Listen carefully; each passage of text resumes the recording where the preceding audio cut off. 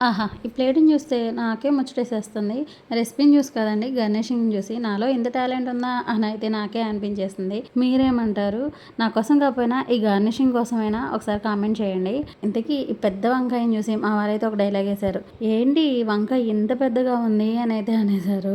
నేనన్నాను, "దీని పేరు వంకాయ కాదండి, ఎగ్ ప్లాంట్" అన్నాను. "ఏంటి ఎగ్ ప్లాంటా? ఎగ్ అంటే గుడ్డు, ప్లాంట్ అంటే చెట్టు అదా?" అన్నారు. "అది కాదులేండి, చూడటానికి ఇంత పెద్దగా ఉన్న ఈ వంకాయి ఫ్రై చేసుకుంటే నోట్లో వెన్నలా కరిగిపోద్ది. కావాలంటే మీరే తినండి" అని అయితే ఈ రెసిపీని చేసి పెట్టేశాను. ఆయనైతే టేస్ట్ చేసి చాలా బాగుందన్నారు. ఇంతకీ ఈ రెసిపీలోకి వెళ్ళిపోతే, వంకాయనైతే ఇలా సన్నగా గుండ్రంగా కట్ చేసేసుకొని, కొంచెం పెరిగేసుకొని దానిలో ఉప్పు, కారం, పసుపు, అల్లం వెల్లుల్లి పేస్టు, గరం మసాలా వేసేసుకొని బాగా కలిపేసుకొని ఒక 10 నిమిషాల పాటు పక్కన పెట్టేసేయాలి. తర్వాత స్టవ్ వెలిగించుకొని కడాయి పెట్టుకొని లైట్‌గా ఆయిల్ వేసుకొని ఈ ఎగ్ ప్లాంట్ ముక్కల్ని ఒక్కొక్కటిగా పెట్టేసేసి అటు ఇటు కూడా బాగా ఫ్రై చేసేసుకోవాలి. బాగా ఫ్రై అయిపోయిన తర్వాత స్టవ్ ఆఫ్ చేసేసుకొని ఇంకా వాటిని చల్లారిన తర్వాత తినడమేనండి. ఇంకా టేస్ట్ అయితే అదిరిపోతుంది. నోట్లో పెట్టంగానే వెన్నలాగా కరిగిపోతాయి. నిజంగానే అంత బాగుంటాయి అనమాట. రసంలో కానీ, చారానంలో కానీ, చికెన్ ఫ్రై లాగా సూపర్ టేస్టీగా ఉండదన్నమాట. ఇంకా నేనేమో నార్మల్గానే తినేస్తున్నాను.